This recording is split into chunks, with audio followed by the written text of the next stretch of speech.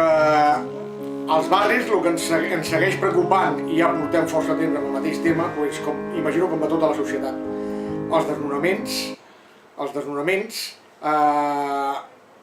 sembla que hi ha una calma tensa, han afluixat una mica els desnonaments, però la problemàtica segueix existint, la gent segueix tenint problemes, i tot i que l'Ajuntament ha fet coses positives, i s'ha forçat els bancs a fer un paquet de vivenda social, seguim creient que és insuficient. El patiment segueix al carrer, a la gent el segueixen desnonant i no hi ha solucions, no fiquen força vivendes públiques per aquesta gent.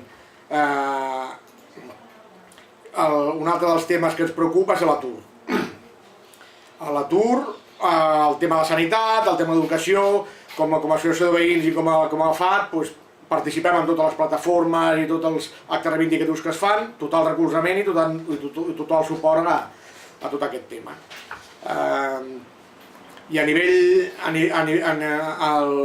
municipal, portem un any amb el nou alcalde, el que sí que demanaríem és els processos participatius, que es tornés a engegar un processos participatius dels pressupostos, canviar d'una vegada ja el reglament de participació ciutadana, que no és un problema de canviar el reglament, és un problema de voluntat política, de complir-lo. El reglament ja n'ha hagut sempre, el que passa que no es compleix. I que els consells de districte fossin realment una eina participativa per tota la ciutadania, que no siguin un mero argument per promocionar el regidor de torn.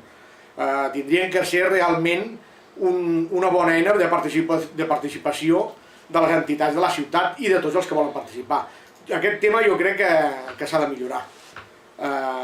I sobretot, segueixo repetint, l'atur, promoció de foment dels emprenedors i això, i els desnonaments.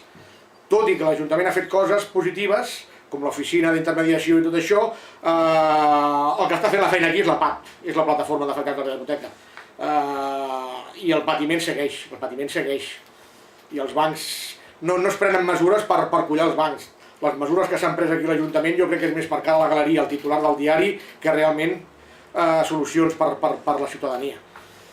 Totalment titular de cara a la galeria. Realment els bancs, la crisi l'estan pagant els ciutadans. Ni Ajuntament, ni banc, ni ningú. El que està fent la feinada, la plataforma d'afectats de la hipoteca. Llavors la prioritat seria aquesta de cara al 2014. La teva petició, la meva petició pel 2014,